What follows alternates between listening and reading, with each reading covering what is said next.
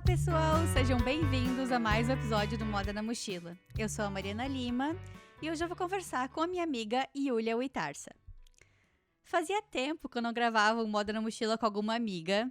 Eu tava planejando gravar esse episódio com ela pessoalmente, porque ela também mora no Canadá, só que ela mora em Vancouver, que está na costa oeste do Canadá, e eu tô aqui do lado leste. Mas, então eu decidi adiantar esse episódio e pra gente saber um pouco mais sobre a história da Yulia, que é fantástica. A Yulia, ela foi minha dupla de criação no Brasil por pouquinho tempo, mas ela já ganhou meu coração no primeiro dia. Funcionou. No Brasil, ela já foi estilista de grandes grupos como C&A, Hering e Embrands. E ela veio para o Canadá em 2018, fez uma pós-graduação em design técnico de moda, fez estágio no Vietnã, organizado pela própria faculdade, e hoje ela trabalha na marca Oakenford. Então vamos lá, peguem sua mochila e vamos viajar pela trajetória da Yulia.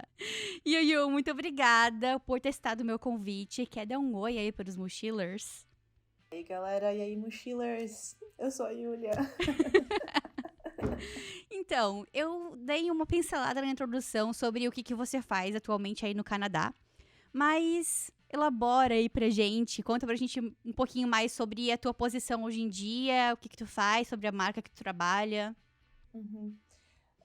Acho que hoje em dia, a maneira que eu explico para os meus amigos no Brasil do que eu tô fazendo agora ainda é muito parecido. Eu acho que uma das coisas mais importantes que eu percebi que de diferente, não sei se pra a costa que você tá muda, mas aqui é bem separado.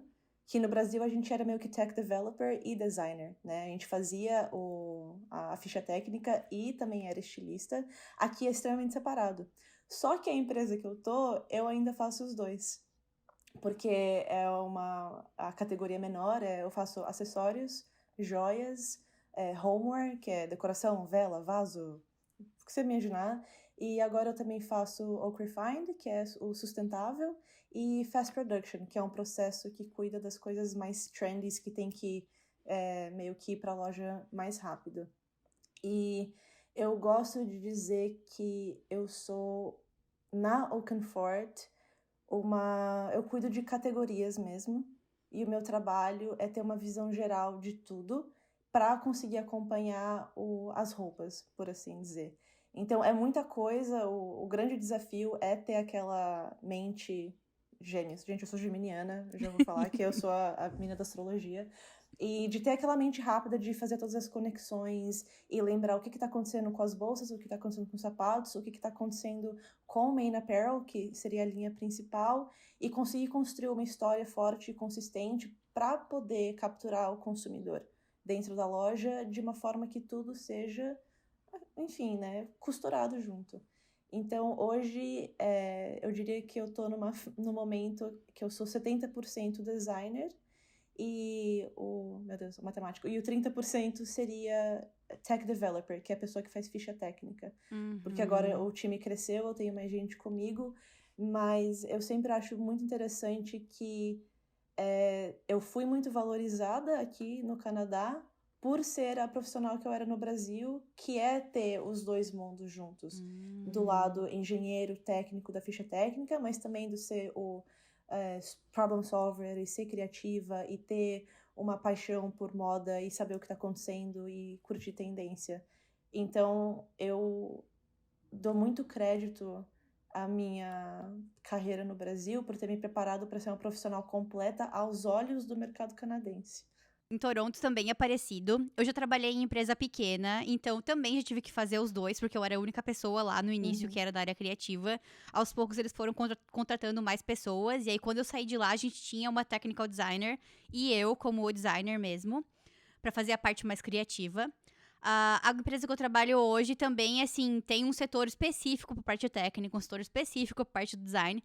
E até uma coisa interessante que eu observo de diferença aqui é que as coordenadoras da parte do design, da parte criativa, elas não são responsáveis por fazer umas coisas muito técnicas e muito de números como as experiências que eu tive no Brasil. Tipo, elas não são responsáveis por fazer o mix de produto. É uma pessoa Mesmo? focada naquela parte de merchandising, que tá ali analisando as planilhas, né, de vendas o tempo todo. Então, elas são muito focadas na parte do design. E uma coisa que eu lembro do Brasil é que, às vezes, apontava até as pessoas que queriam se tornar coordenadoras, era essa parte de fazer muito menos a parte criativa e ter que abraçar muita coisa do lado técnico.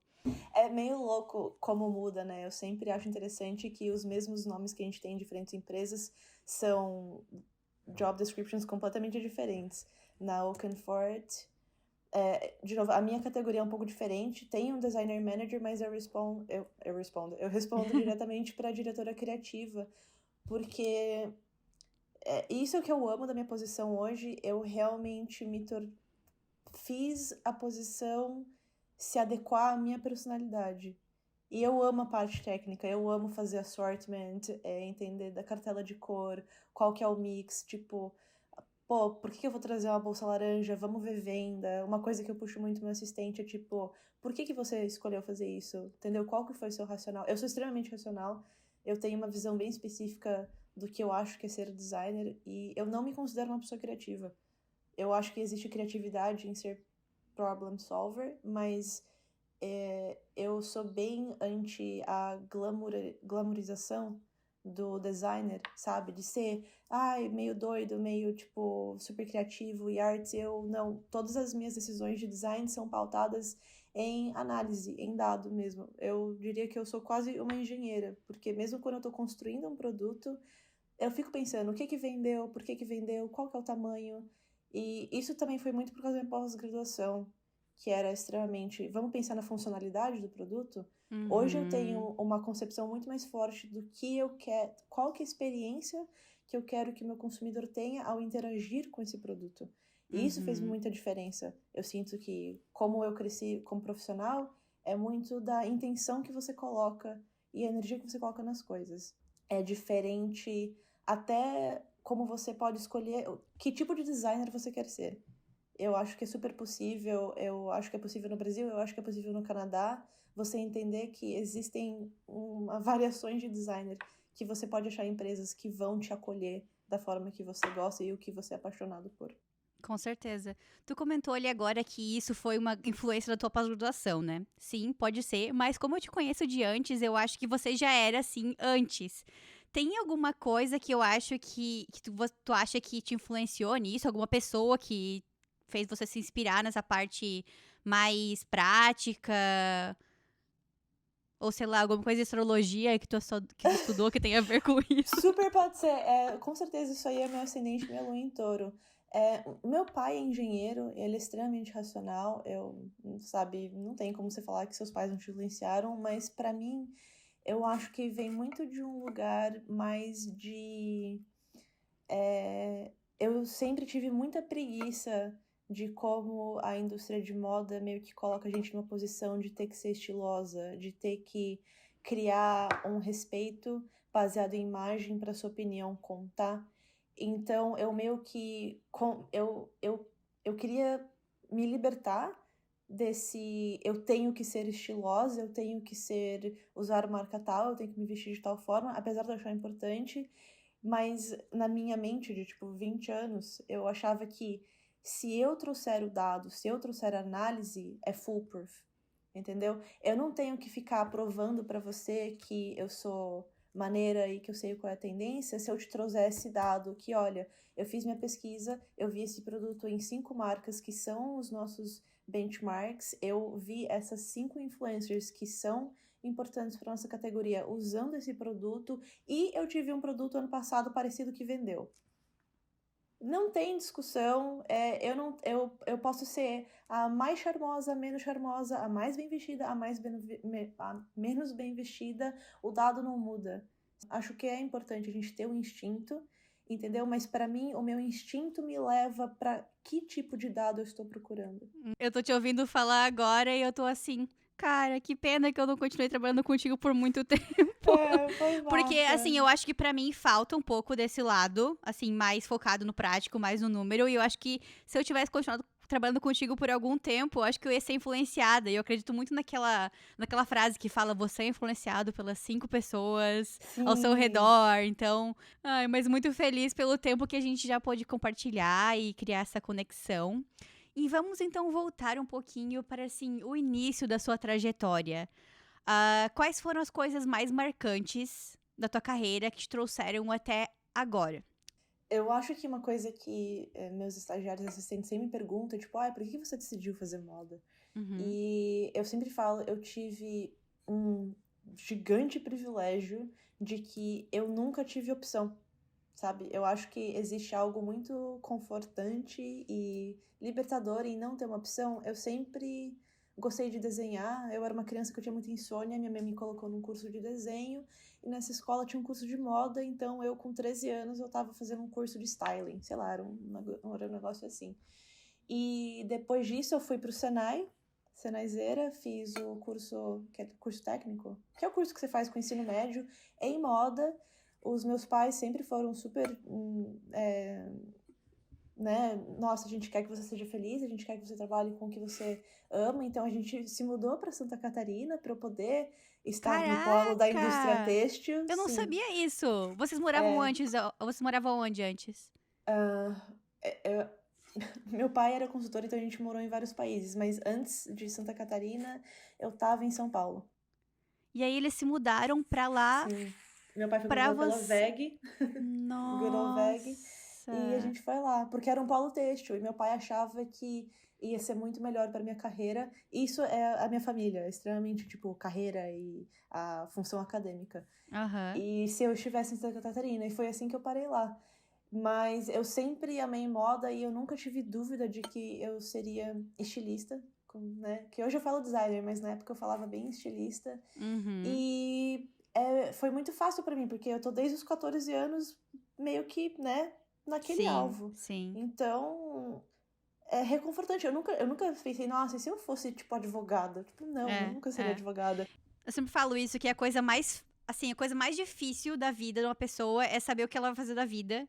E a Uhum. gente já, assim, já conseguiu Sim. uma estrelinha na nossa, pular, tipo assim, um grande passo na nossa carreira, porque eu também, eu sabia desde cedo que eu queria ser, então eu sempre tive isso como um grande privilégio, assim, porque eu vejo várias pessoas ao meu redor que ainda não sabem o que vão fazer e eu não consigo imaginar, tipo, a dor daquela pessoa, sabe? De não saber qual caminho Uhum. seguir. Pra gente, assim, eu acho incrível isso. E vou dar um pause aqui que eu vi no teu LinkedIn um termo que você colocou pro design tech, pro curso técnico do Senai, que eu achei muito legal, que eu vou copiar pro meu LinkedIn também. Essa é uma parte aqui que a gente talvez vai começar no futuro, que é o Moda na Mochila Speak English. Nice. Aham. Mas eu achei muito legal que tu colocou no teu LinkedIn, pra essa parte do curso técnico do Senai, a palavra VOTEC, que é o Vocational Uhum. Technical School. Porque até Sim. então, no meu LinkedIn, eu tinha colocado Certificate Course. Ah, Mas eu achei mais legal essa tua descrição que tu usou de Vocational Technical School, que é realmente assim, eu acho que faz muito mais sentido para essa tradução do curso técnico, né, que a gente faz no Brasil. eu tô tentando lembrar. Da onde que eu tirei essa palavra, mano? É, eu tenho uma das grandes dificuldades que eu tive no Canadá foi entender qual que é a tradução das coisas. Até hoje, eu meio que não sei, porque até a minha pós-graduação, ela é entre pós-graduação e mestrado. A forma que eles acessam, tipo, que eles entendem qual que é o seu nível educacional é diferente as palavras. Então, quando eu tava pesquisando, tipo, que curso que você faz quando você tá no ensino médio, você é Uhum, basicamente uma criança, mas já é, querendo ou não, um compasso para sua carreira.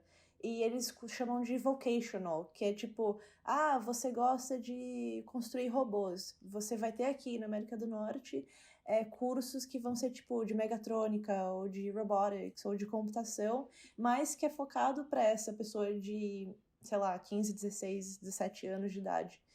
E eu nunca tinha ouvido o termo que você usou, na verdade. Então achei interessante, porque certification para mim no meu entendimento, quando eu tô lendo um currículo, seria os cursos de trading, que a galera faz, que é tipo 2 a 3 hum, anos, mas você já interessante. terminou o ensino médio, que é o pessoal que trabalha no porto, ou que é carpinteiro, painter.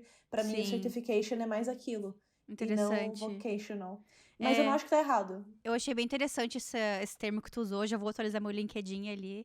Então, Que bom muitas que eu pude pessoas ser de que eu ajuda. acho que ouvem que o podcast já fizeram curso técnico no Senai. Então, se alguém quiser copiar também esse termo aí pro seu LinkedIn em inglês, já tá aí, pessoal, uma dica. Tá, vamos lá, então, voltar para, então, que a gente tava falando sobre o curso técnico que você fez. Você já começou a sua trajetória moda na mochila desde quando você é Desde adolescente, porque você já sempre. começou com uma mudança de cidade, né? Muito cedo. E aí, como é que foi essa transição em São Paulo, Jaraguá do Sul? Eu tenho uma relação conflitante com Jaraguá, porque o meu pai é estrangeiro, a minha mãe é brasileira, a gente morou fora até os meus. Gente, eu não lembro, mas sei lá, 10 anos de idade, 12 anos de idade. Eu tive a sorte de ter a minha primeira educação em inglês, então eu estudei em escolas britânicas no Brasil. Então, na minha transição na questão linguística do Canadá, que eu sei que é uma coisa que importa muito nesse contexto de imigrante, não foi tão difícil, porque meu pai é estrangeiro, mas Jaraguá do Sul foi muito um choque cultural, porque é uma cidade muito pequena. Você tem que lidar com pessoas muito diferentes, é extremamente industrial nesse sentido. E então, pra mim, agora que eu tô pensando, Geminiana, minha mente funciona assim. Talvez a minha não grande parte, mas alguma parte dessa minha mente mais analítica é por Jaraguá do Sul ser uma cidade industrial e o Senai realmente te preparar para trabalhar na indústria, que seria as empresas que a gente tem, ele não é tão criativo, no sentido bem estereotipado de criativo, de ser, né, o artista que viaja na batatinha. Então, Uhum. eles vão te falar de processo industrial, vamos falar de máquina, qual que é a forma mais eficiente que você pode construir um produto, que máquina você precisa, qual que é o tingimento, qual que é a temperatura, como que você vai comprar essa malha, como que você vai processar essa malha, como você vai estampar essa malha, né? Então, eu acho que uma das coisas que eu lembro até no Brasil que eu gostava de pessoas que foram para o Senai e Senac é ter o conhecimento industrial da magnitude do que é você estar na indústria têxtil, do quanto energia, do quanta coisa a gente tem que usar para construir alguma coisa.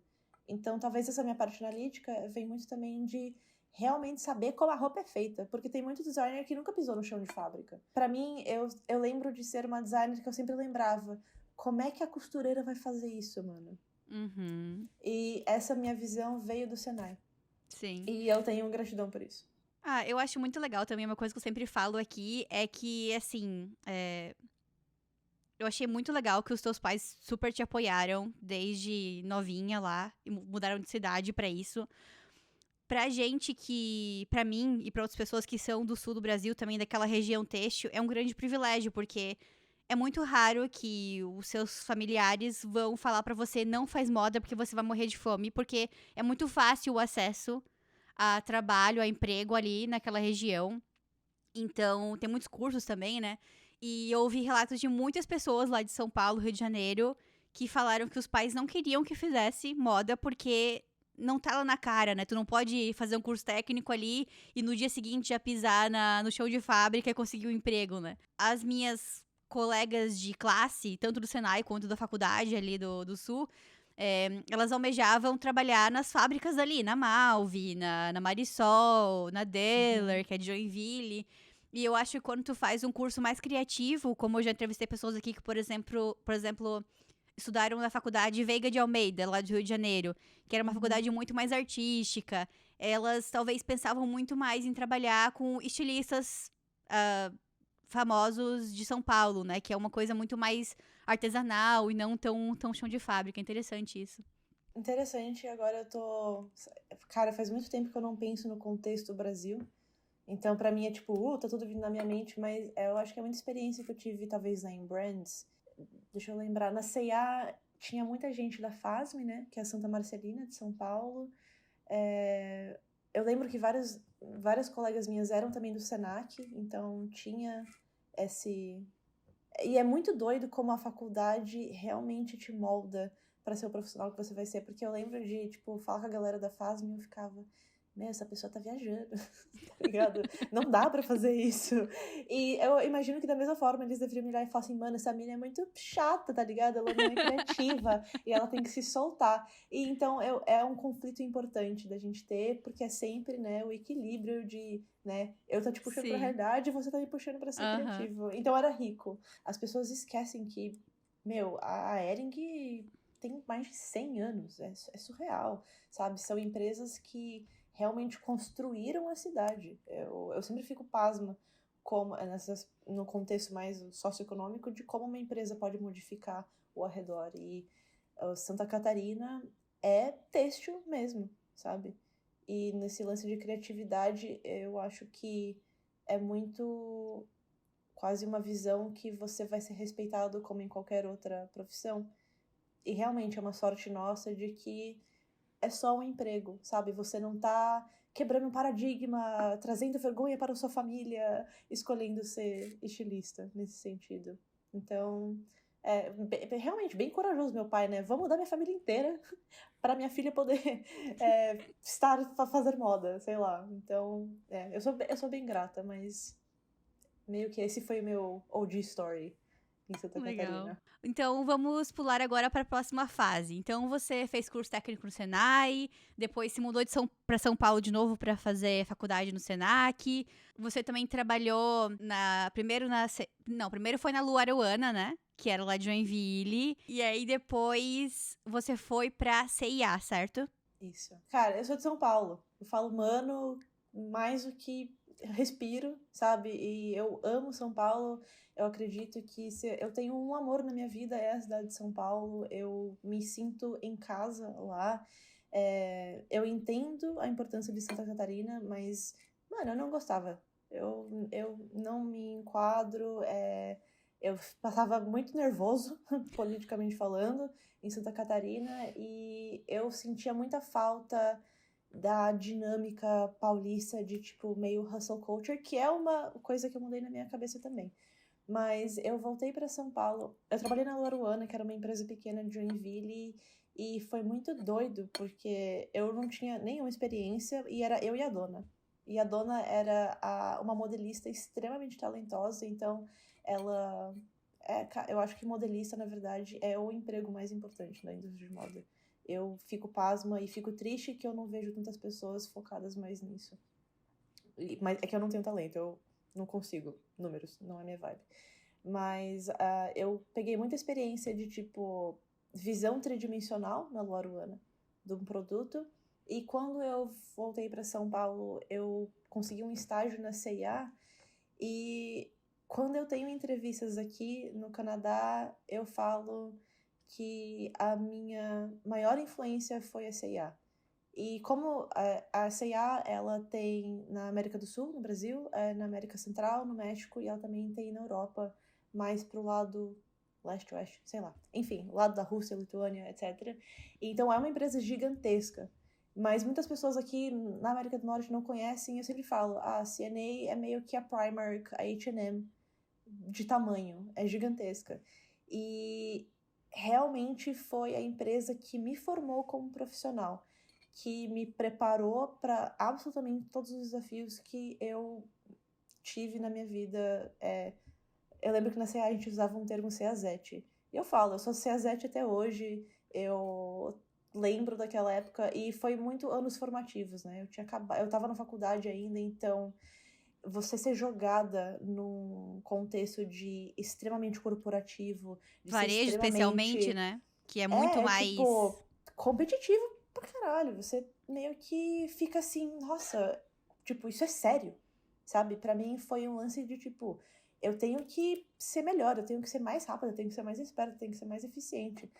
Que na época fez sentido, eu tinha 20 anos, então eu tinha energia pra meio que entrar naquela vibe, mas foi de fato a experiência mais formativa que eu tive como profissional foi a CIA. E a forma que eu me coloco na indústria, a forma que eu me apresento até hoje, como eu vou para entrevista, como eu me posiciono em reuniões, foi a C&A que me formou, basicamente, sabe? E eu sempre fico pasma como uma empresa pode te modificar de uma forma tão profunda. Mas, e eu falo, eu nunca, não sei se essa é agora que eu começo a entrar nessa minha filosofia, que eu realmente sou uma designer que não sou artista. Meu papel como designer nesse mundo é, o design traz para mim a possibilidade de me colocar no papel de outra pessoa, sabe? O grande atrativo do design para mim é você não estar criando para você mesma, você não criar o que você gosta, você não criar algo que é do seu gosto pessoal. O meu trabalho como designer é pesquisar o que meu consumidor ama, o que ele deseja, o que ele quer usar e eu criar um produto para ele, sabe? E realmente me retirar completamente disso, que é um pouco impossível, mas esse é o meu objetivo. E isso vem muito da parte analítica também. Eu acho que a C&A me possibilitou isso eu nunca escolhi estar em Kids, sabe? Isso eu acho que uma coisa interessante da minha carreira eu sempre aceitei que eu sou uma boa designer independente da categoria que eu trabalho. Tanto que hoje eu cuido de 5 categorias que são completamente diferentes e eu trabalhei com licenciados, eu trabalhei com recém-nascido, baby, toddler e adolescente. E cada um deles é absurdamente diferente e eu lembro de que meu único objetivo era eu vou sentar nessa cadeira, eu vou estudar esse consumidor e eu vou criar o melhor produto possível. Esse é o meu papel como designer. Eu sou realmente a pessoa que você contrata para criar um produto e para vender, sabe? Eu não sou a sua designer que vai ter o lado mais romântico, no sentido que eu amo também. É um lugar que eu estou acessando pessoalmente, mas como profissional é assim que me posiciono no mercado. E isso para mim é design, é você criar algo com um objetivo, com uma função para uma pessoa específica que não é você mesmo. É um trabalho, sabe? Não é uma vocação, não é uma paixão, é como eu me carrego pelo mundo. Tô chocada. Tô só absorvendo aqui, não sei nem o que falar. É muito da minha personalidade ser meio que... Eu acho que a nossa cultura hoje é muito uma guilt trip, sabe? Eu tenho que ser mais criativo, eu tenho que ser mais legal. E pra mim é esclarecedor você... E, de novo, eu acho que é um pouco de arrogância a gente achar que o nosso gosto é o melhor gosto, sabe? Acho que isso é uma visão muito, assim, forte, como tu falou ali, que veio da C&A, que veio nesse foco do varejo, né? Porque eu ouço muitas amigas que trabalham em marcas, grandes marcas focadas no multimarcas. E aí, quando elas vão pro varejo, elas falam pra mim, cara, eu achava que eu trabalhava muito. E aí, quando elas vão pro varejo, elas descobrem um mundo completamente novo de ter essa análise diária, né? Das pessoas entrando na loja e saber o que vende diariamente que a gente não tem no multimarcas. Eu, infelizmente, nunca tive oportunidade de trabalhar. Felizmente ou infelizmente, não sei. Nunca trabalhei numa empresa focada em varejo, mas eu acho muito legal, assim, que elas contavam que é outra vibe, assim, né? É outra vibe. Vamos pular então já pra parte que você começou a sentir que você tinha que ter uma experiência internacional de novo. Como que foi, assim, essa transição? O que te motivou a mudar pro Canadá? E eu sei que foi um período longo de planejamento, que você, anos antes de se mudar, já falava pra mim que queria vir pro Canadá. A gente conversava sobre isso, né? Porque eu também queria vir pra cá. É isso que eu acho que é uma parte que as pessoas sempre ficam um pouco decepcionadas com a minha história, é que nunca foi tipo, um dia eu acordei e eu pensei, se eu quero ter uma experiência internacional, sei lá. Como meu pai é estrangeiro e eu morei fora a maior parte da minha vida, isso é o meu estado natural de mudança, sabe? Então, eu lembro de ter zero medo ou de ter zero insegurança, sabe? Você, pra mim, fala assim, eu vou fazer uma pós-graduação na USP. É a mesma coisa na minha cabeça, sabe? Tipo, eu vou sair de Santa Catarina, mudar pra São Paulo. Eu sei que não é a mesma coisa, não me levem a mal, mas é muito a forma que eu fui criada, a forma que eu existo nesse mundo, pra mim foi normal, mesmo, sabe? Eu nunca senti intimidada, eu acho que eu nunca tive essa visão de, tipo, porque é no exterior é mais difícil, sabe? É só uma escola, e eu acho que quando a cultura brasileira, a gente, né, é uma discussão muito comum no rolê imigrante, de tipo, síndrome vira-lata, que tudo no exterior é mais legal, tudo no exterior é mais difícil, tipo, você tem que ser muito excepcional para poder ter sucesso aqui. Eu discordo, eu acho que, cara, eu acho o profissional de moda brasileiro extremamente competente, sabe? E eu fico pasma o quanto conhecimento a gente carrega por ser de uma indústria mais generalista, vindo para cá, para América do Norte. Então, às vezes eu olho para os meus colegas norte-americanos e eu penso, nossa, mano, você faz muito menos que eu, sabe? Você tem muito menos conhecimento nesse sentido. Sim. Mas quando eu vim para cá, e bem focada no estudo, de novo, eu trabalhei na C&A, trabalhei na Brands, a leve pincelada ali na Malve, que eu dei um pulo, te conheci. Foi só para te conhecer, Mari. Eu acho que foi.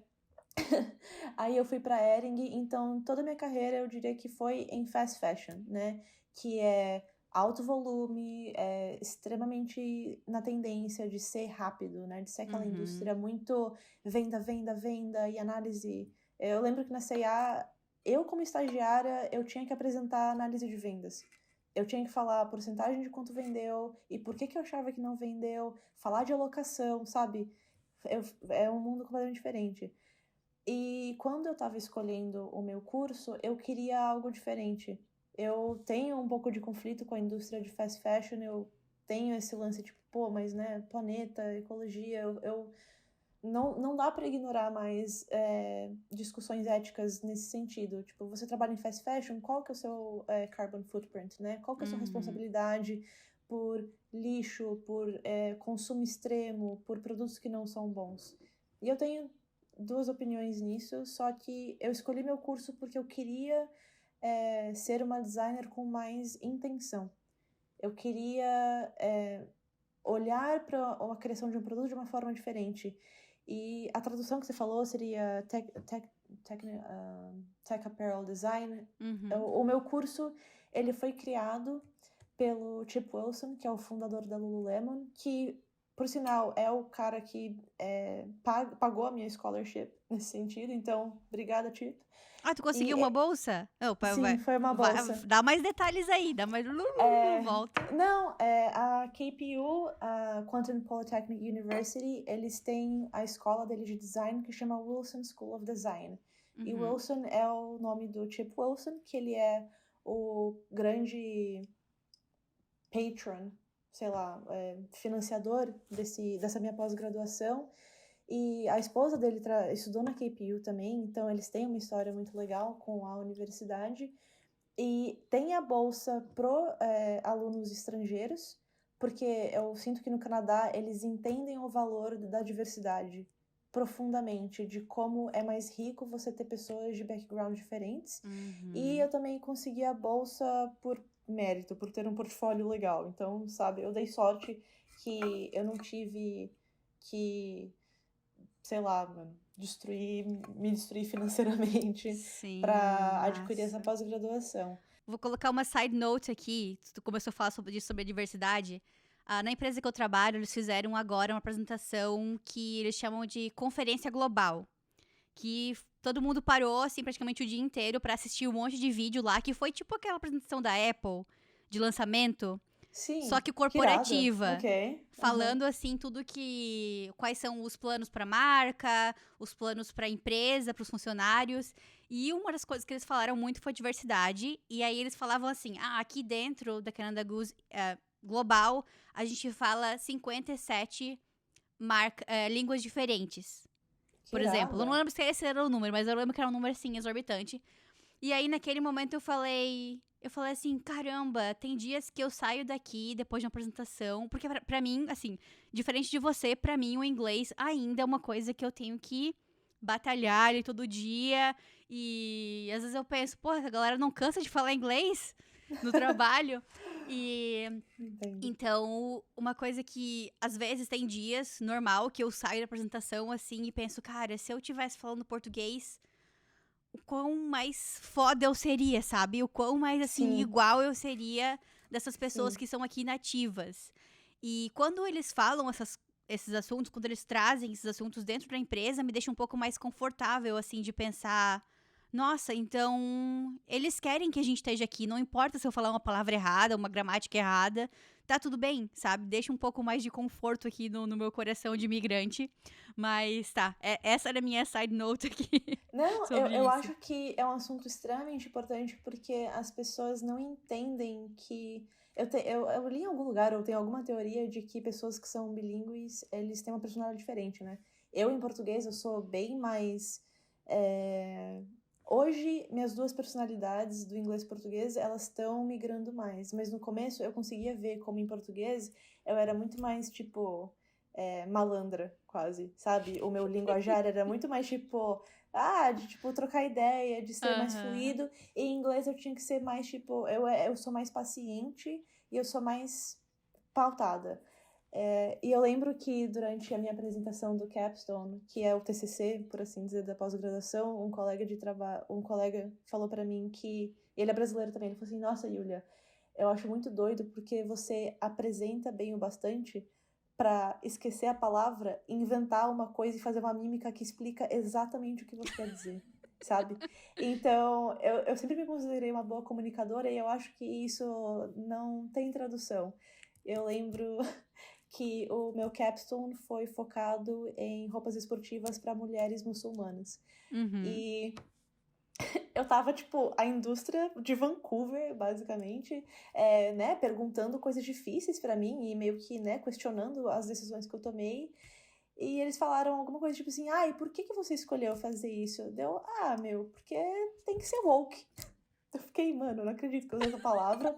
Que o woke, pra quem não sabe, é o termo que a gente usa para pessoas que são na parte bem liberal de política, de ser super pró-diversidade, super pró-aceitação, super pró-imigrante, de ser Ativista bem de várias causas. ativista, Uhum. né? E como eu tava, querendo ou não, tapeando nessa indústria do muçulmano, né, que tem muito racismo, tem muito prejudice, é delicado, sim. Então, essa foi uma experiência secundária que foi super interessante também.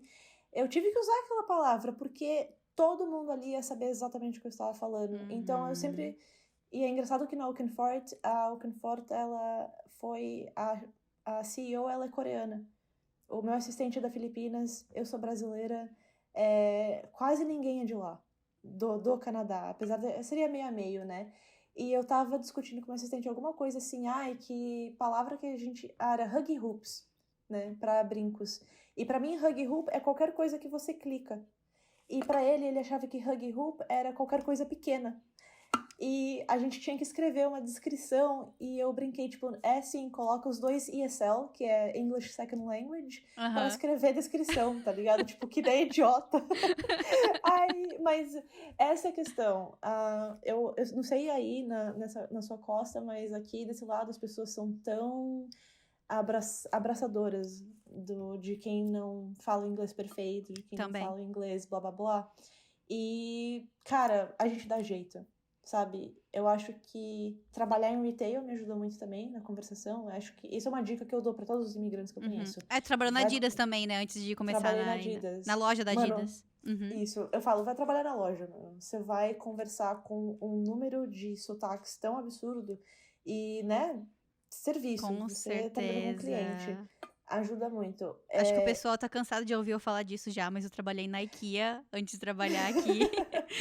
Cara, E. anos formadores, né, mano? Trabalhar em Aham. serviço forma caráter, na minha opinião. Sim. E eu trabalhei no setor de têxteis, porque eu queria aprender um pouco mais o vocabulário, né? Pra quem não sabe, a IKEA é uma grande loja que tem no mundo todo, mas não tem no Brasil, que vende móveis e decoração, as coisas assim. E eles têm um setor que é de têxteis, que vende cortina, cama, mesa e banho, vende tecido também. E eu ficava lá nesse setor e sempre dava um jeito de ficar próxima da mesa de tecido, porque eu queria conversar com a galera e perguntar o que eles iam fazer com esse tecido pra melhorar meu vocabulário, né? E com certeza ajudou pra caramba. Sempre indico pra galera procurar alguma coisa que tenha pelo menos uma mínima relação com moda quando estiver procurando esse primeiro emprego, né? No exterior. Para aprender os termos, né? Eu nunca sentir vergonha ou me sentir menor por descrever... Ah, aquela coisa que você usa em cortina, que é feito de planta, sabe? Eu nunca senti que a minha capacidade foi posta em xeque porque eu não sabia uma palavra. Porque eu sabia, eu sei do que eu tô falando, eu sei como esse material é feito, eu sei qual que é o objetivo, eu sei qual que vai ser o resultado, eu só não lembro uma palavra, entendeu? E eu sou muito gentil comigo mesma e tipo, mano, não sei, entendeu? Mas vou achar um jeito aqui de te informar do que eu sei. E nunca deu errado e no mínimo foi fez a conversa ser mais leve, sabe? Porque Com a pessoa acha certeza. engraçado a forma que eu descrevo e eles entendem. Então tá tudo bem. Eu acho que esse é o seu objetivo como profissional imigrante. Contanto que as pessoas te entendam de algum jeito, desenhando, fazendo mímica, puxando imagem no Google, um bagulho que eu faço muito, eu tenho uma pastinha no Pinterest de coisas que eu tenho que lembrar, tá tudo bem, sabe? Então o inglês é importante, facilita muito, mas entenda que você não tem que estar pronto para entrar na indústria, sabe? Eu acho que é besteira você ficar tipo, não, mas quando o meu inglês estiver assim, eu vou conseguir o tal emprego. Aplica pro emprego, manda currículo, tenta, sabe? Vai pra entrevista. Se os caras acharem que seu inglês é bom ou não, é responsabilidade deles, mas você vai estar pronto sim. Se permitam evoluir dentro da indústria com o seu inglês. Eu acho que o meu inglês melhorou muito estando na indústria, sabe? Se eu tivesse esperado chegar num ponto, teria sido besteira. Tem uma coisa que as pessoas... A maioria das pessoas falam isso, que quando elas vêm pro exterior, elas já, às vezes, estudaram muito inglês no Brasil, e aí quando elas vêm pra cá, elas percebem que o inglês delas não era tão bom. Eu acho que isso é muito bom, que a ignorância, às vezes, ajuda nessa questão, porque eu sabia o nível do meu inglês.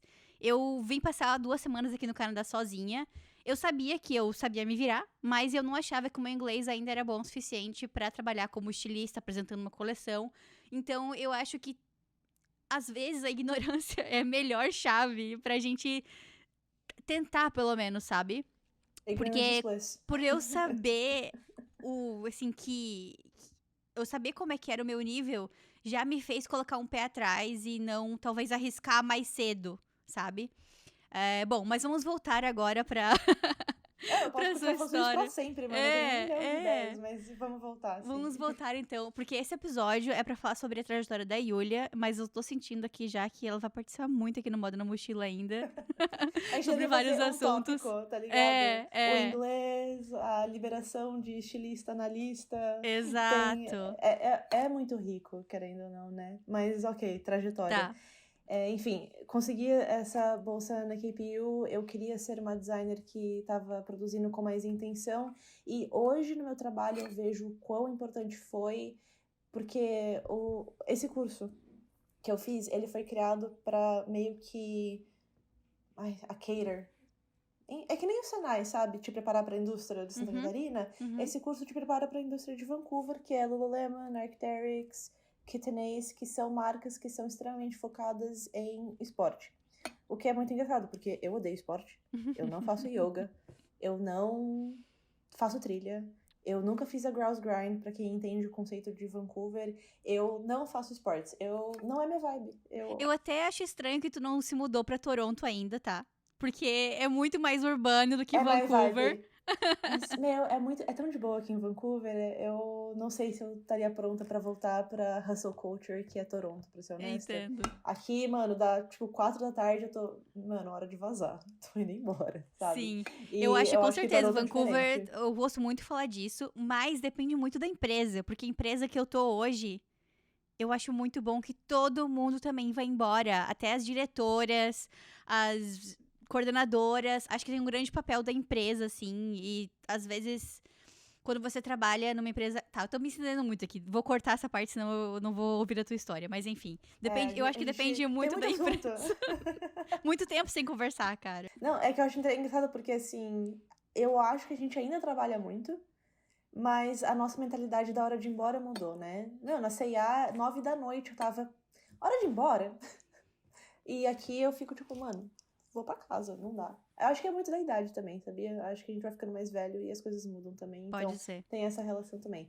Mas ok, a trajetória. Enfim, eu nunca tinha, de fato, pensado o que que eu sinto, o que que eu uso, o que que eu preciso da minha roupa quando eu estou escalando uma parede de escalada, no caso, né? Tipo, qual que são os movimentos que eu faço com o meu corpo, tipo, o quanto uma perna pode abrir para você, tipo, pisar mais longe em qualquer que seja o contexto. E então, para isso, que tecido e que modelagem eu tenho que usar para permitir que o usuário tenha a melhor performance possível. Então, isso para mim foi, tipo, nossa, uma abertura de cabeça que valeu. E eu amei muito o meu curso. Eu indico para todo mundo. Eu acho que. E eu não fui parar na indústria esportiva. Eu ainda estou em fast fashion, eu ainda trabalho com tendência e com moda mesmo. Só que a minha mentalidade como designer mudou completamente depois desse curso. De fazer user testing, de testar material, de saber a umidade relativa que você tem que viver. Então, esse curso foi... E também o de abrir a cabeça de estar com outras pessoas, porque todos os meus colegas eram tipo pro snowboarders, mountain bikers, sei lá, mestres da yoga. E eu, tipo, eu subo a escada, eu tô passando mal, sabe? Então, foi meio que assim que eu vim pro Canadá. E eu queria tentar mudar de indústria, teoricamente. Só que eu amo muito moda no sentido tendência e fashion. E eu acabei voltando pra esse lugar. Mas o meu curso foi nesse sentido. Então, quando tu se mudou pro Canadá, não foi muito pelo país, mas foi mais pela oportunidade que tu conseguiu nesse curso, pela bolsa? Ou tu tinha, assim, uma vontade de focar no Canadá mesmo em si? Cara, não. Eu honestamente eu acho o Canadá meio boring como país. Vou ser bem honesta, tipo, eu não sou uma enorme apreciadora da cultura norte-americana. Foi literalmente assim, qual que é o melhor custo-benefício de curso que eu posso ter, sabe? E eu lembro que na época eu sabia que eu ia fazer uma pós. Ia fazer uma pós em São Paulo ou ia fazer uma pós no Canadá.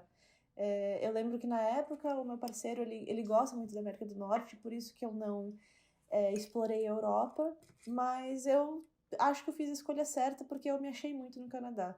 Eu falo para as pessoas que têm o estereótipo, né, da mulher latina, e eu falo, eu sou uma mellow latina, que eu sempre fui mais menos o estereótipo do Brasil, que é tipo feliz e caloroso e, né, festa e colorido. E eu sou tipo, eu visto preto e eu sou bem de boa e eu odeio esportes e eu sou bem contida e bem analítica nas minhas palavras. Então, eu encontrei minha casa no Canadá. Acho que isso foi muito sorte a minha, sabe?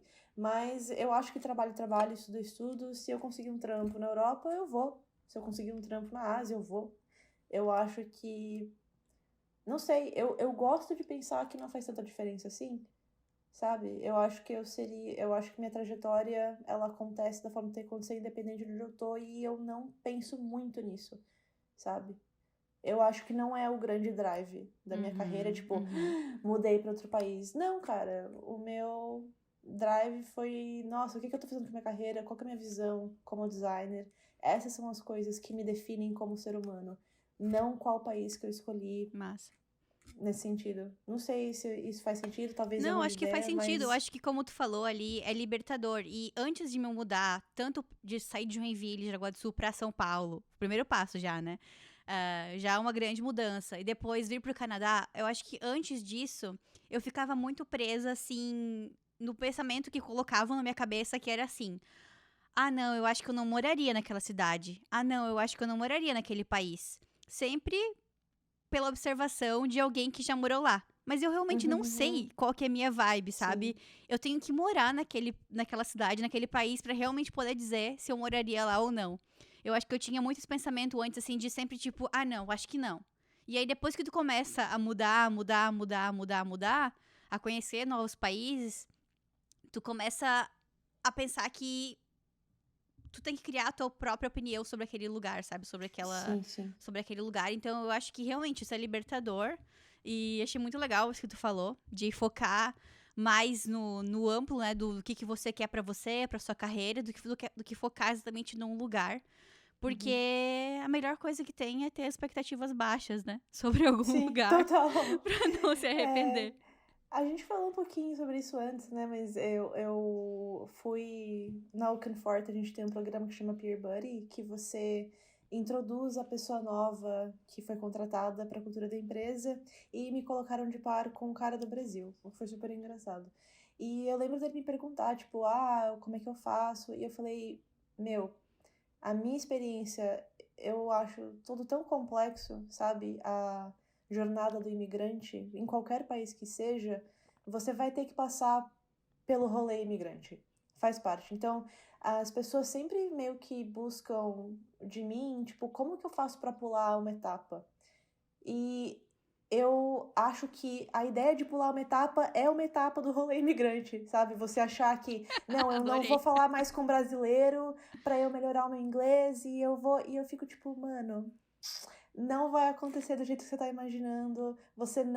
A sua vida não vai parecer o que você tá imaginando em 5 anos. Eu lembro que o melhor conselho que eu recebi quando eu tava me mudando pro Canadá, meu pai morou no Canadá nos anos 70, o que foi engraçado, e ele falou assim pra mim, Yulia, 2 anos sem reclamar.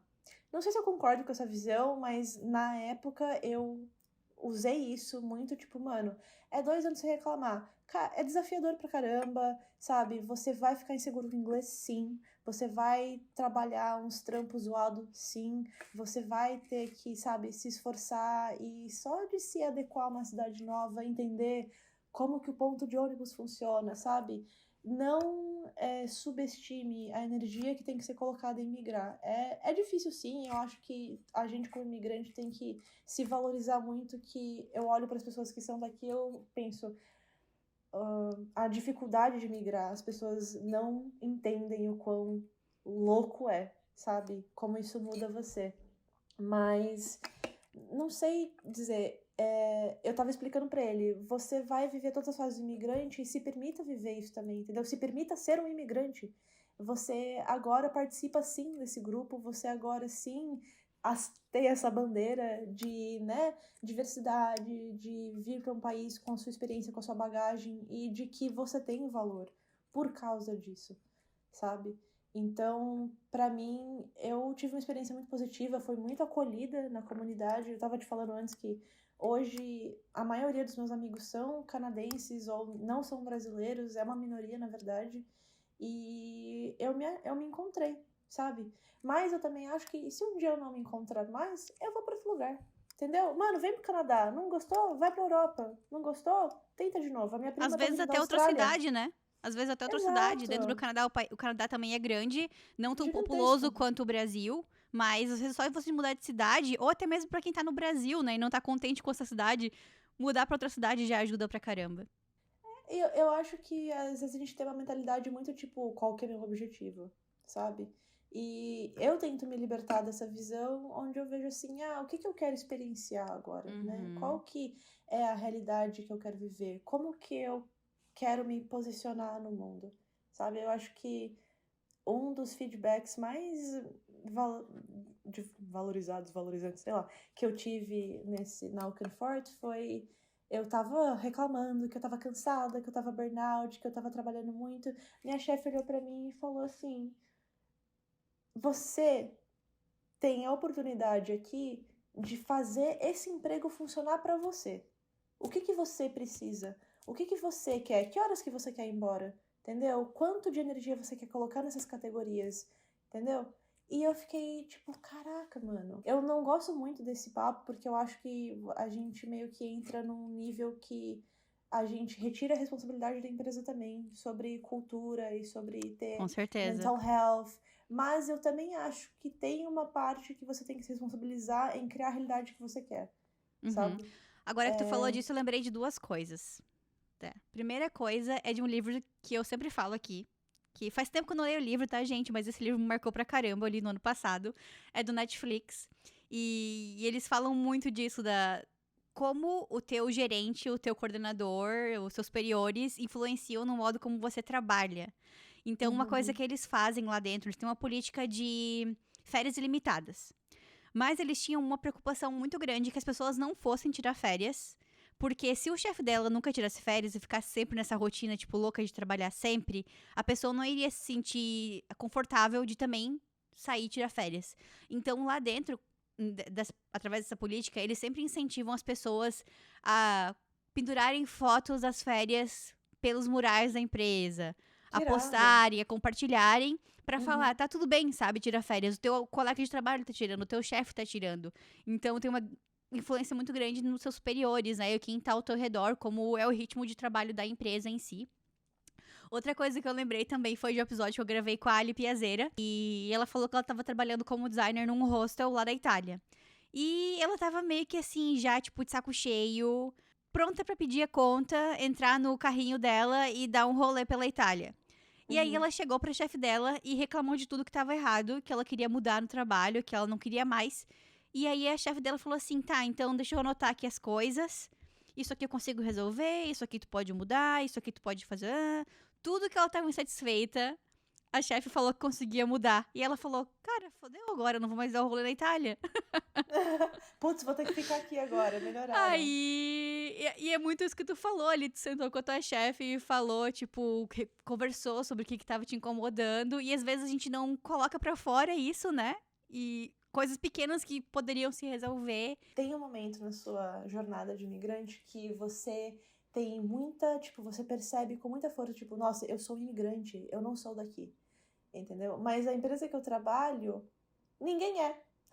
Então é irrelevante, sabe? Se todo mundo é imigrante, ninguém é imigrante, Uhum, ninguém é de uhum, fora, ninguém não pertence, ninguém é diferente.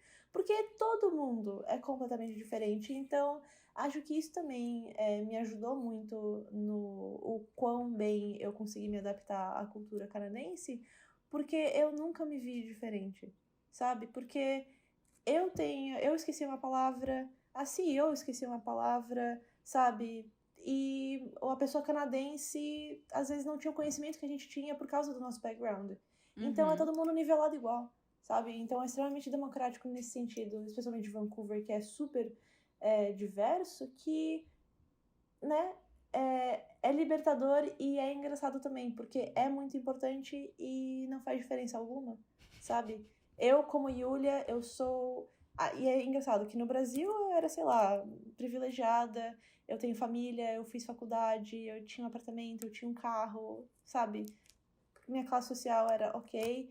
E aqui no Canadá eu sou outras coisas. Eu ainda vivo no círculo de ser mulher, né? O significado de ser mulher nesse mundo.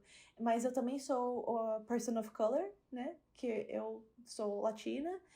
Tem o contexto de eu ser imigrante, tem o contexto de eu ser ESL. Então você começa a ver como você participa de vários grupos e que sua identidade começa a ser construída de uma forma mais complexa e mais completa também, sabe? Você está no Brasil, você é estilista e talvez você é ou não casado, talvez você tem hobbies X ou Y. Aqui você tem uma identidade específica que é, né, essas categorias que trazem sim uma discussão muito rica para o seu grupo e para o seu círculo de quem é você, o que você traz, entendeu? Por que você está aqui? Quem que é você nesse contexto e nesse lugar? Então eu comecei a ter uma percepção minha de que, tipo, nossa, eu tenho um papel aqui, sim, como imigrante, eu tenho uma responsabilidade e comigo e com a comunidade nesse sentido. Então eu sempre tento abraçar pessoas que são do Brasil e tentar ser o mais gentil possível, mas eu sempre garanto que a sua experiência não vai ser igual à minha. Uma coisa que eu sempre falo, assim, a ideia do Moda na Mochila é não comparar a trajetória de ninguém com a sua, né? Sempre só olhar, se inspirar no que você acha que faz sentido pra você, mas nunca se comparar. Uma coisa que eu queria falar contigo agora também é a sua viagem, o seu estágio no Vietnã, que foi algo proporcionado pela faculdade, né? Foi um projeto que acontece pela faculdade. Como que é isso? É para todos os alunos? Ou é só para alguns alunos? Também tem algum tipo de bolsa? Ou você tem que bancar essa viagem? Como funciona? Cara, eu fui muito sortuda. A gente podia fazer um podcast só pra falar da KPU, tá? Que Tá. é uma instituição que eu, tipo. Eu vou entrar em contato com eles e Amo. pedir um patrocínio, e aí a gente faz um podcast só falando, vendendo o curso. Cara, com certeza. Não, eu acho muito possível porque você, como alumni da KPU, tem uma parte de marketing. Que Olha só. eu assinei alguma coisa aceitando, tipo, sabe, ser meio que Porta-voz. e porta-voz. E é o que Uhum. você é mesmo, né? Você é uma porta-voz para a instituição. Mas o rolê do Vietnã, é meio que esse curso é de 2 anos, 1 ano e meio, 2 anos. E você fica 1 ano estudando a teoria de têxtil, de user testing, de física, umidade, todas essas partes bem, tipo... Eu gosto de fazer assim, imagina o que uma pessoa tem que saber para fazer tênis de corrida para Nike. Esse lado engenheiro, esse curso é isso. É te preparar para essa indústria de entender impacto, de entender temperatura, de entender atrito, sabe? É muito científico. Os tipos de teste que tem que ser feito. Isso é uma coisa muito diferente também, que eu não tinha muito contato no Brasil. E aqui, até mesmo como designer, não designer técnico, tem que ficar muito preocupada com teste. Especialmente pra gente, pra mim, né, que fui por muito tempo aqui também, designer de moda infantil, que é ainda mais rigoroso os testes, né? Cara, mas eu acho que estar na indústria infantil me ajudou, porque eu lembro de fazer biquíni para bebê e ter alguma regra de que a cordinha não podia ser mais longa que X pro bebê não se enforcar. Eu ficava, mano, como que eu ia saber isso se eu não trabalhasse com bebês, sabe? Uhum. E, de novo, eu trabalho com qualquer coisa, sabe? Eu sou, tipo, designer vendida. Ah, você quer fazer, mano, sapatênis? Eu faço, porque eu sei que tem um mercado. Sim. Mas, enfim, da KPU. Então, a KPU ela é muito focada nesse sentido científico de ser designer, de você... a estética é secundária. O que eu sempre fiquei meio assim, porque, mano, eu acho que você tem direito de ter um produto que funciona e ter um produto que é bonito. Eu acho que eu sempre olho também como uma questão sustentável. Se um produto é feio, ninguém vai comprar e não adianta ele ser só funcional, Não adianta que nada. vai ficar parado na prateleira Existe. aí, né? É um mercado de coisas feias aí fora, cara, pra functionality, mas nesse sentido, eu acho que esse era o meu papel como fashion designer. Eu era a única pessoa com background de design na minha turma. Então, a gente era o que eles chamam de cohort, né? A gente era uma turma de 7 alunos. Eu era fashion designer com experiência. O Riley, ele tinha estudos em meio ambiente. O John era contador. O Diego era engenheiro de materiais da Petrobras. A Sarah era kinesiologista. Nossa. Que honestamente eu meio que não sei até hoje o que é. A Rita era advogada. Enfim, vocês conseguem entender, só eu falando quem participava dessa classe, o quão é normal você mudar de carreira também no Canadá, sabe? Essas pessoas acordaram um dia depois de fazer, sei lá, engenharia e falaram, vou ser designer. E tá tudo bem, e eles estão conseguindo também. E você imagina, né? A gente acha que é difícil você ser imigrante e mudar para um país e estar na sua mesma carreira. Essas pessoas eram imigrantes de outras carreiras. Então, eu espero que isso demonstre o quão é possível, sim, você conseguir ter sucesso nesse sentido, porque tem pessoas que estão fazendo uns bagulho muito mais louco do que a gente, que é escolher a mesma carreira e a mesma indústria.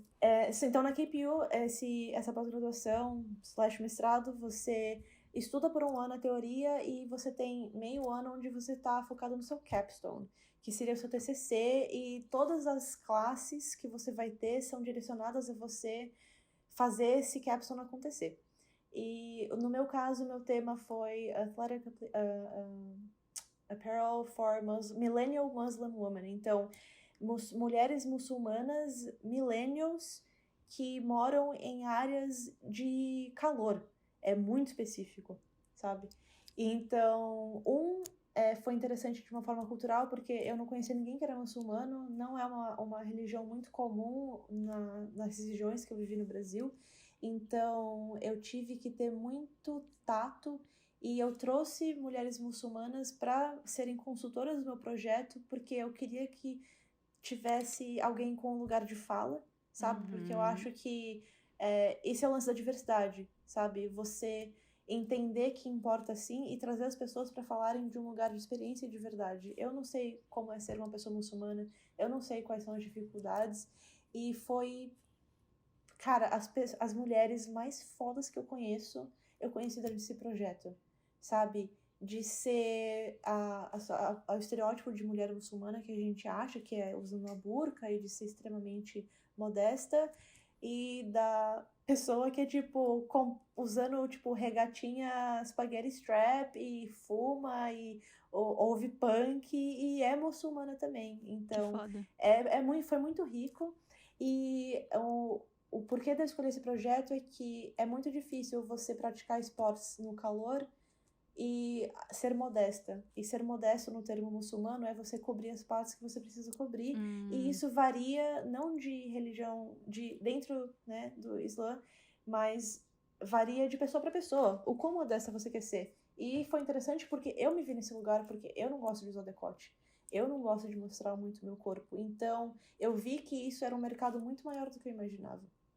Então, o meu tema era esse, eu tinha o meu público, eu tinha o meu objetivo, eu tinha a minha consultoria para me manter dentro de uma realidade que eu não tinha conhecimento, e eu estudei, eu fiz a pesquisa de mercado, puxei todos os dados, fiquei lendo lá 1 milhão de artigos econômicos da Deloitte e da PwC, e aí eles te mandam para o Vietnã.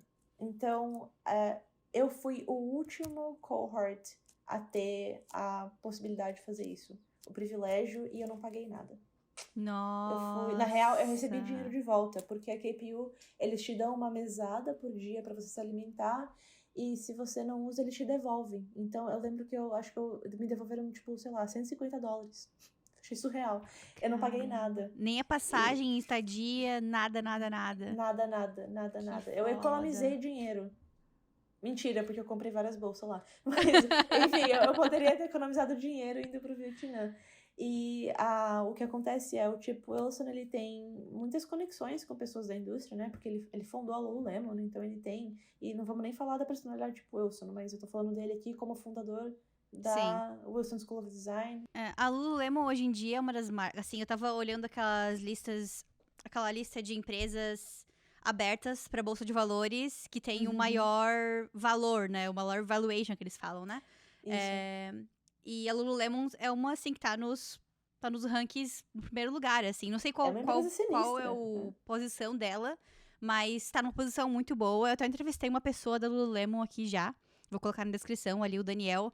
E ele comentou que eles estão numa posição agora de que, assim, não existe matéria-prima pro tanto que a empresa vai crescer. Sabe? Sim. É muito louco isso. É uma indústria realmente, especialmente quando a gente pensa em, né, sustentabilidade e ecologia, tipo, se em 10 anos a temperatura do planeta aumentar 2 graus, que tipo de roupa você vai ter que usar? Sabe? Que tipo de ambiente você vai ter que construir para sobreviver nesse ambiente que vai ser hostil? Então, acho que tem muito essa conversa, e a Lululemon apareceu na hora que precisava aparecer. Enfim, então o cara da Lululemon, que fundou a Lululemon, né, o cara que criou o curso que eu estudei aqui no Canadá, e a gente entra em parceria com essa empresa, que é a Maxport, que foi o chão de fábrica mais surreal que eu já vi na minha vida. A Maxport é uma empresa que é focada em athletic apparel, que seria, né, esportes e afins. Eles fazem produtos para Nike, para Lululemon, para Arc'teryx. E então a gente tinha a oportunidade que... E querendo ou não, a empresa ganha muito também, porque a gente leva tecnologia para eles, né? Essas ideias doidas que a gente tem, eles ficam, entendeu? Eu sempre acho engraçado que a Nike, eles lançaram o maiô de burca deles 1 ano depois de eu ter apresentado meu projeto pra Maxport. E olha! Tô de olho em vocês. Não, eu acho que conhecimento tem que ser espalhado, e eu acho... se eu tive 0,0001% de influência em trazer esse mercado, esse nicho de mulheres muçulmanas pra atenção, meu trabalho tá feito, sabe? Tô feliz, tipo, mano, se eles estão fazendo dinheiro ou não sei, mas que bom que a gente teve essa conversa. Eu acho que esse é o papel. É uma coisa que eu tenho parado pra refletir ultimamente também, é o seguinte, às vezes a gente vê a galera só postando coisas nas redes sociais, E aí, eu acho que eu já tive esse pensamento no passado, assim, cara, mas que adianta só ficar postando? Tipo, que ação que a gente vai ter, sabe? E aí, essa semana eu tava pensando, adianta muito. Porque muitas pessoas vão postar e vão começar a falar sobre isso. E aí, dentre essas milhões de pessoas que estão vendo essa multidão de stories, essas tendências, tudo, vai parar pra pensar numa solução pra algum problema. Então, o fato de todo mundo falar sobre isso é muito importante para que pelo menos uma pessoa, dentre esses milhões que assistem, tenha alguma ideia muito foda para criar alguma Sim. solução para esse problema. Então, adianta muito você postar sobre assunto que você acha importante, que você acha que tem que mudar no mundo. Então, eu acho legal que tu falou ali isso sobre esse projeto que você fez, se tiver pelo menos 1% de influência na Nike, que é uma empresa global que vai levar isso para muitas pessoas, é muito interessante. Não, eu acho que vai muito da conversa que a gente tem visto muito também no mercado de moda, que é tipo, o estilista copiou isso daquela outra pessoa. Daí eu fico, mano, eu acho uma gigante arrogância você achar que você teve alguma ideia original, Uhum. Que você é o sabe? único que tá pensando E naquilo, né? Naquele e momento. assim, eu sou super analítica, mas eu acho também que tem muito conhecimento instintivo. Que às vezes eu olho para um produto e eu fico, mano, eu não sei por quê, mas eu sinto que vai vender. E eu também respeito essa energia, sabe? Eu tento pautar ela de uma forma racional, mas eu acho que existe muito. Por que eu escolhi fazer roupas para mulheres milênios muçulmanas, entendeu? Por que isso é importante? Uhum. Talvez porque eu sou imigrante e eu queria cater para uma minoria também? Não sei, sabe? Mas independente, eu não cheguei lá sozinha, sabe? E eu sei que a gente fala muito, todo mundo fala, eu não cheguei aqui sozinho, sou muito grato, mas não, é tipo, toda ideia que eu gero dentro de mim veio de outra pessoa também, sabe? E eu acho que é uma grande ilusão você achar que você não tem um papel em somar para uma história ou iniciar uma conversa, sabe? E eu acho que fala muito do coletivo que a gente vive em responsabilidade de participar de um grupo e também se valorizar como indivíduo, entendeu? Eu, Yulia, me valorizo por ter feito um projeto, por ter te colocado energia e tempo em falar sobre o Islã, por assim dizer, né? A experiência Uhum. de ser uma mulher que pratica esportes e é muçulmana. Mas eu também acho que o cara que estava lá na fábrica da Maxport, que viu minha apresentação e pensou, pô, mas sabe, como que a gente pode melhorar a ideia dela? E aí ele trocou ideia com alguém da Nike, e a Nike pensou, nossa, mas acho que o contexto mais desafiador para a mulher muçulmana é nadar. Então vamos fazer Uhum. algo sobre isso? E como isso cresce, sabe? Como que foi procurar emprego? Foi fácil? Foi difícil? Como é que foi a preparação para o currículo, por exemplo? Foi muito diferente do Brasil? Como é que você fez para pesquisar, para criar um currículo especialmente focado para o mercado canadense? Eu não sei se isso vai soar engraçado, mas sabe o que você faz no Brasil? Que você tem lá o seu currículo e você vai no LinkedIn e você vê os empregos que estão disponíveis? É a Hum. mesma coisa aqui, gente. É a mesma coisa. Você vai entrar no LinkedIn, você vai aplicar para vaga. Obviamente que você vai ter que mudar o seu currículo, isso é outra história. Obviamente que você vai ter que se adequar nesse sentido. Pede para os seus colegas canadenses, vai para o YouTube procurar a formatação, mas é a mesma coisa, sabe? Eu acho que me incomoda o quanto a gente acha que a gente vai ter que se mutilar a nossa identidade para se adequar a uma cultura. E eu fico, não, mano, eu consegui o meu trampo na C&A porque eu entrei lá no site, vi uma vaga aberta, eu apliquei. É a mesma coisa, eu vi uma vaga aberta no Confort, eu apliquei. É isso, sabe? Do lance do currículo, acho que a única verdade que eu tomaria de diferente é que aqui é ideal se você adequar o seu currículo para a vaga que você está buscando. Porque eu acho que aqui eles têm um discernimento de entender que cada empresa tem um tipo de designer. Então, algumas empresas, o designer, eles vão querer uma pessoa que seja mais analítica. E eles vão falar lá. Então, Uhum. você modifica o seu currículo para se adequar àquilo. E outras empresas, eles vão querer um designer que seja mais criativo, que seja mais focado em pesquisa. Mano, adequa o seu currículo para isso também, entendeu? E eu não acho que não é nem desonestidade, porque eu vivo no espectro tanto do analítico quanto do criativo. Sim, E claro. eu tive experiências nos dois. Mas eu acho que aqui é válido sim você ter que ter. Eu tenho tenho meu computador, eu tenho uma pasta escrito jobs. E eu tenho um currículo para cada empresa. que eu apliquei na minha vida, por assim dizer, entendeu? E o da Oaken Ford, obviamente, eu pesei na história do fast fashion, em pesquisa de tendência, em ser trendy, em ter experiência com fornecedor, em ter essa dinâmica, mas para os meus currículos, para, sei lá, eu apliquei uma época para Arc'teryx, entendeu?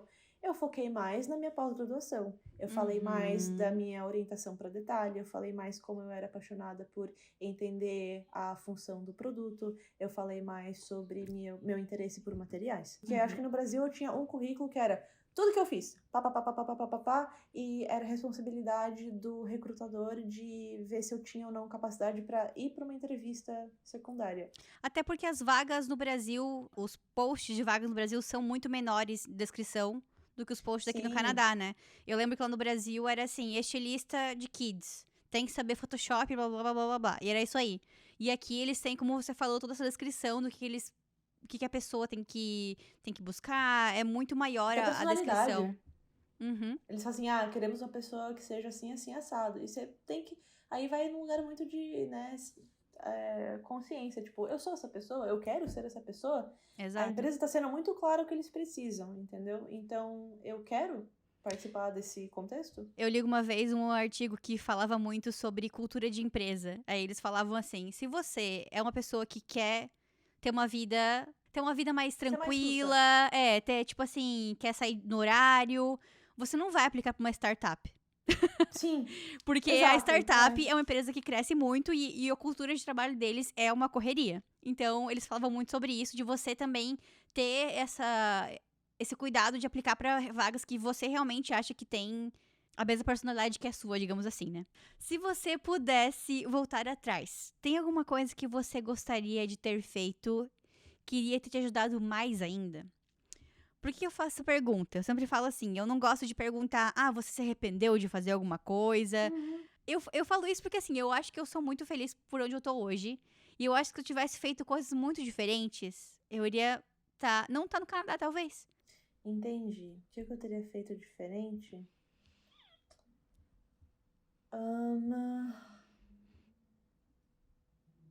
Putz, mano, deu tão certo pra mim. Sei lá. Deixa eu pensar. Mesmo. Eu tô chocada que eu te deixei sem palavras. Mano, eu tenho opinião pra tudo. Pra absolutamente tudo. É que eu acho que a minha jornada no Canadá iniciou-se porque é uma carreira, carreira profissional, meu Yulia, a designer, mas foi muito mais impactante na minha experiência como humano e nas relações e na minha cultura. Eu vim pra cá, eu sempre tive um portfólio forte, eu tinha experiência, eu sabia que eu tinha o drive. Toda a autoestima baixa que eu tenho na minha vida pessoal, eu não tenho na minha carreira. Eu acho que eu sou competente, eu acho que o mundo me preparou muito para isso, sabe? Eu tenho muita clareza no meu caminho profissional. Então, eu nunca não fiz algo, sabe? E talvez por isso eu tenho dificuldade em falar de algum arrependimento nesse sentido. Porque eu gosto muito do lugar que eu tô hoje, na minha carreira, a empresa Massa. que eu tô, sabe? Eu sinto completude. Eu me sinto completa nesse sentido. E, de novo, eu transformei o meu trabalho no que eu preciso que ele seja pra minha vida, sabe? Eu modifiquei a minha realidade para se adequar ao que eu preciso. E isso é muito empoderador. Mas tem uma parte minha que fica, mas eu queria ainda trabalhar com o setor esportivo, né? O que eu poderia ter feito? E da minha personalidade, eu acho que eu poderia ter estudado mais materiais, talvez, sabe? Eu acho que se eu tivesse tido mais tempo e mais energia na época para realmente, tipo, decidir mudar de carreira, seria realmente investir nisso, sabe? Ler os livros. Eu acho que uma das coisas do Canadá que é importante saber é que é técnico, sim. E por as pessoas serem mais especialistas nas suas áreas, existe um nível de informação que eu, como generalista, não tenho, sabe? Então, o emprego que eu tô hoje é muito parecido com o Brasil, no sentido de estrutura, de ser mais um project manager, né? Uhum. Só que eu sei que se eu quisesse virar uma designer de calças de corrida na Lululemon, eu teria que dar alguns passos para trás, nesse sentido. Eu teria que estudar mais um pouco materiais, eu teria que talvez ir para um cargo de designer júnior, nesse sentido, sabe? Não porque eu sou imigrante, mas porque me falta o conhecimento técnico. Então, se você tá querendo vir para o Canadá com um objetivo de entrar numa indústria bem específica, corre atrás um pouco. Porque não que nós no Brasil estejamos atrasados, mas é porque as pessoas com quem você vai concorrer no mercado de trabalho, elas estão meio que focadas naquilo há muito mais tempo. Então, é uma competição mais difícil se o seu objetivo é ser a pessoa que eu quero ser, trampar com, tipo, sola de tênis. Que eu tô falando muito da minha indústria de Sim. esportes, né? Eu não teria o calibre pra ir pra esse trampo. Eu poderia entrar na empresa, entendeu? Mas eu não acho que eu faria o melhor trabalho que eu poderia oferecer. Por assim Entendi. dizer, demoraria um pouco mais. E se fosse uma escolha que eu quisesse fazer, eu faria. Tipo, eu não me importo de voltar atrás para eu poder coletar esse conhecimento técnico, essa experiência. Só que eu acho que é importante sim saber que os designers que cresceram aqui no Canadá, ou até que vieram de outros países e que trabalham aqui há mais tempo, eles são mais especialistas, sabe? E é possível, não, eu acho que não é nem um pouco improvável, mas tem que se ter essa clareza de que, tipo, vou ter que dar uma estudadinha, Entendi, sabe? entendi. Eu Legal. acho que essa é a única coisa que se eu quisesse estar na indústria esportiva, Uhum. que, de novo, eu odeio esportes. Não gosto. Não é minha vibe, gente. Não consigo. E tá tudo bem. Na sua mochila, uma dica de livro, filme ou série. Assim, não precisa ser de moda. Pode ser que você leu nos últimos tempos, que mexeu assim contigo, que te trouxe alguma paz. Como ser humano e profissional, acho que o livro que mais me marcou foi Caliban e a Bruxa, que é um livro feminista da Silvia Federici, que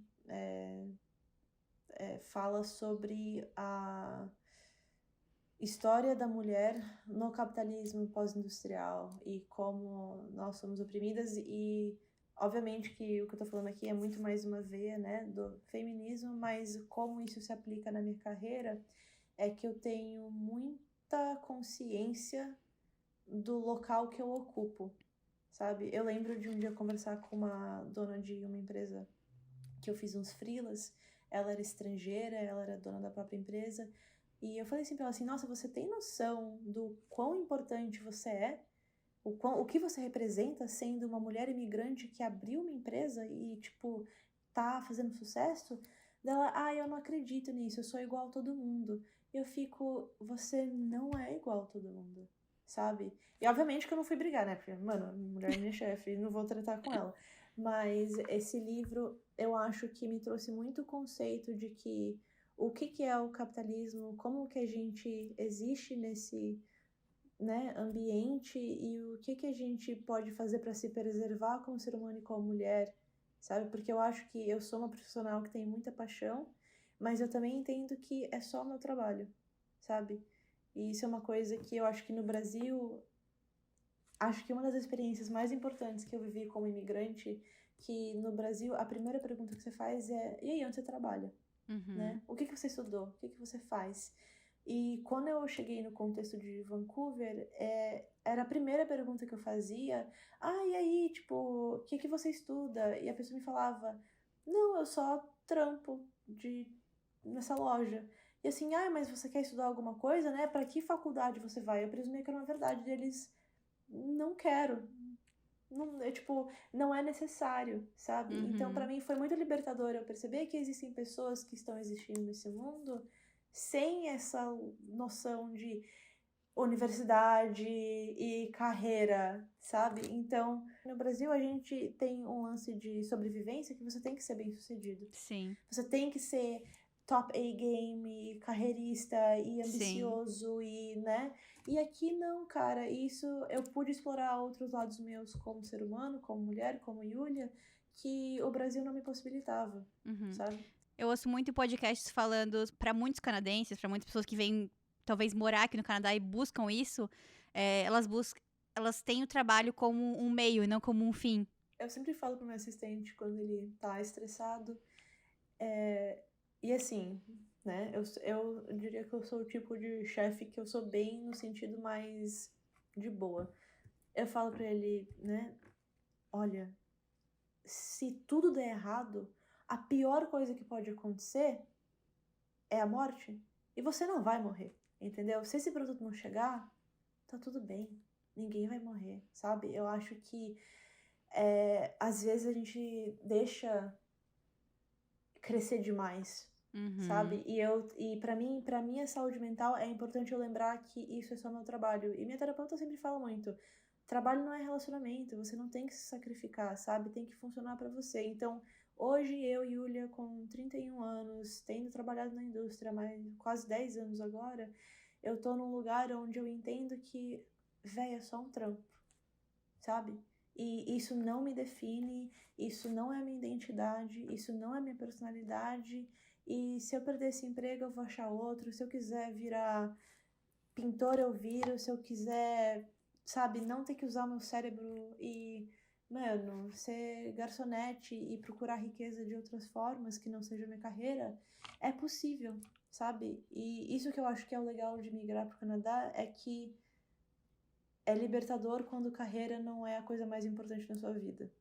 E aí você pode fazer exatamente o que você quer. No podcast que eu gravei com a Ali, a Piazeira de novo, ela comentou comigo que ela achou muito legal, que eu perguntei pra ela, eu sempre mando pras pessoas, né, que eu vou entrevistar, uma pergunta por e-mail, me conte um pouco mais da sua trajetória.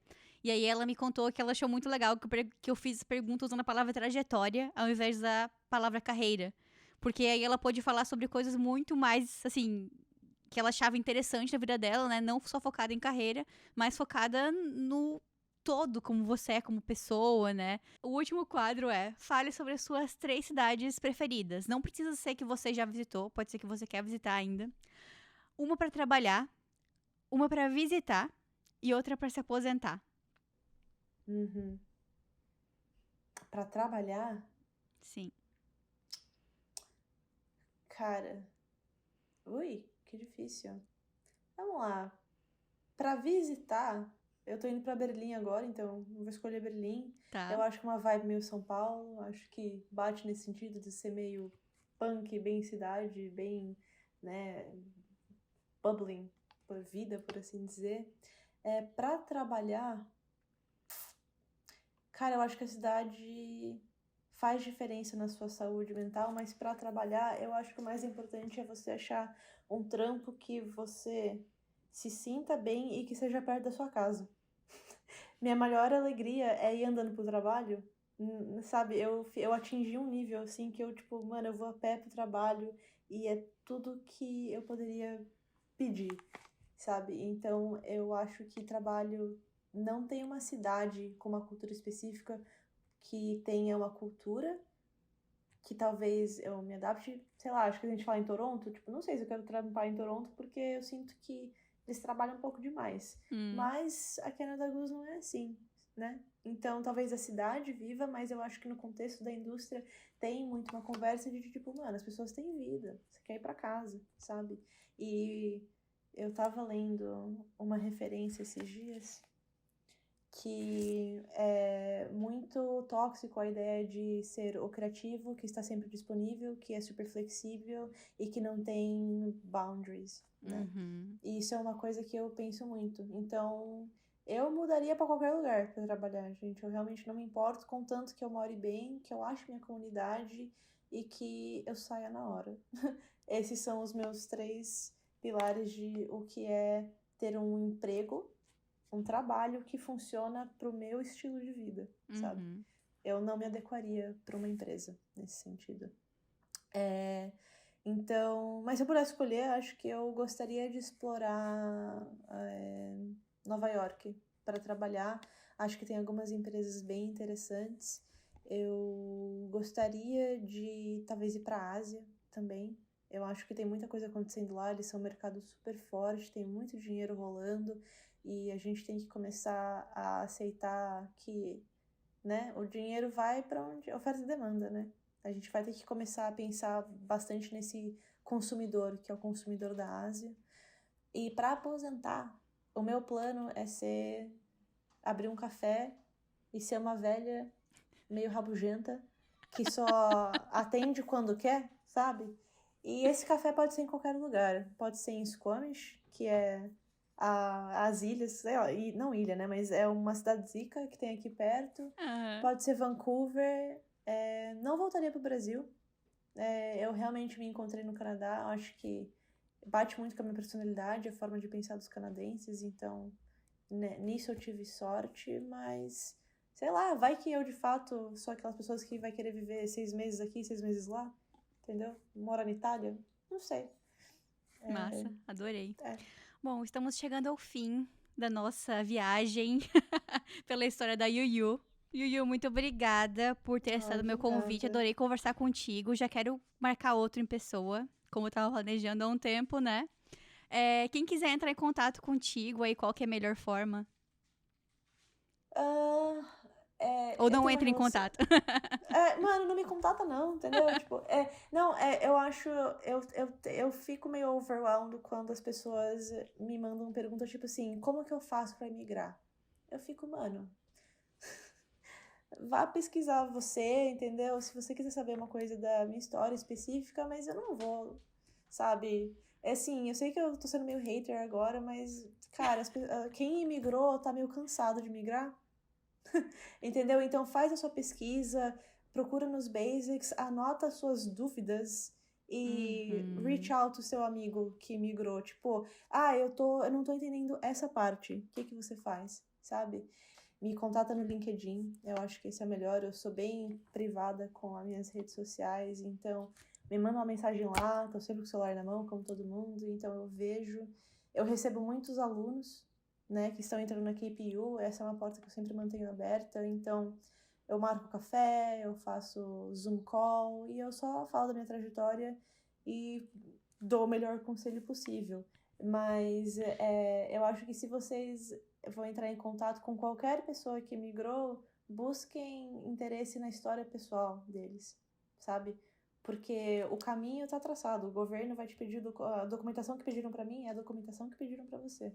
Então, se você tem uma dúvida específica sobre a KPU, eu posso te ajudar. Se você tem uma dúvida específica sobre Vancouver, eu posso te ajudar. Sobre cursos que você queira fazer, entendeu? Mas aí você vai ter que me falar de quem você é também. É duas Uma vias. troca. Adorei. Sim. Ótima dica. Acho que faz todo sentido, é muito importante. Eu ouvi um podcast falando sobre networking e ela deu a mesma dica também. Não chega uma pessoa falando assim, tipo, ei, como é que faz? Mostra que você fez uma pesquisa, porque senão a pessoa não vai saber por onde começar, né? Não vai saber até que ponto você já pesquisou, não. Enfim, muito obrigada. Eu tenho um adendo só que eu lembro agora que é super importante, que a KPU incentiva muito. Quando vocês migrarem e estarem numa posição de estudante, manda mensagem pra galera que trabalha em empresa. Tem uma grande diferença entre você mandar uma mensagem no LinkedIn pra alguém que trabalha numa indústria e falar assim, eu sou estudante, eu tô interessado nesse assunto, de como é a indústria e quero te conhecer, sabe? Aqui em Vancouver, pelo menos, as pessoas são muito abertas nesse sentido de ser muito legal, de serem legais mesmo. E você perde essa janela de oportunidade quando você deixa de ser um estudante. Eu lembro de mandar mensagem para tipo diretores de empresas e falar assim: eu vim do Brasil, eu quero saber mais de como a indústria eu estudo na KPU, eu tô fazendo esse capstone, podemos trocar uma ideia? Eu posso te encontrar para tomar um café? E aí eu pagava o café para essa pessoa, para eles me contarem da história deles, sabe? Legal. E foi dessa forma que eu entendi minha posição no mercado, de tipo, que indústrias que eu tenho que ir, que empresas que eu tenho que ir. Então, a janela de você ser um estudante é a mais rica porque as pessoas estão muito abertas a te receberem como estudante. Existe um pouco de inocência em ser um estudante, sabe? Então usa esse momento e é diferente de entrevista, porque a pessoa não vai estar te julgando, porque eles esperam que você venha de um lugar de tipo aprendizado. Então eles são muito mais abertos, sabe? Porque você não é competição, você é um aprendiz. É muito legal saber disso, porque eu não fiz faculdade, nem fiz pós-graduação aqui, não fiz nenhum curso, eu fiz só um curso de 3 meses de programação e design gráfico. Então, eu nunca tive nessa posição, como tu falou, de estudante, assim, oficialmente. Então, eu acho muito legal receber essa dica. Ligados aí, pessoal. Acessem as pessoas. Eu sei que eu pus uma imagem tipo, não me pergunta como migrar, mas qualquer dúvida que você tiver em relação à indústria, o que eu faço no meu dia a dia, o que é que eu era designer developer e agora eu sou só designer, né? Mas o que é ser developer, o que é ser designer, quais são as diferenças, como que é a relação que a gente tem com nossos buyers, como que é a relação que a gente tem com os nossos diretores criativos, é diferente sim do Brasil. Então, eu consigo trazer mais riqueza para as pessoas nesse lugar, sabe? Como imigrante, tipo, mano, pelo amor de Deus, tem tanta gente no YouTube fazendo tão bem, sabe? Pesquisa lá. Se você quiser saber mais da empresa que eu trabalho e de Vancouver, eu sou essa pessoa. Perfeito, maravilha. Então tá bom, muito obrigada novamente. E quem quiser entrar em contato comigo, pode entrar em contato através do Instagram do Moda na Mochila, que é @Moda na Mochila. Se você ouviu até aqui, quer dizer que você gostou desse podcast, então dá um like aí nesse vídeo, se inscreve no canal do YouTube. Se você está ouvindo pelo Spotify, também tem o botão ali de seguir e também você pode dar 5 estrelas pra gente ali no Spotify. E é isso aí, espero que tenham gostado da história da Yuyu, tanto quanto eu amo. Muito obrigada novamente, beijinhos e até a próxima!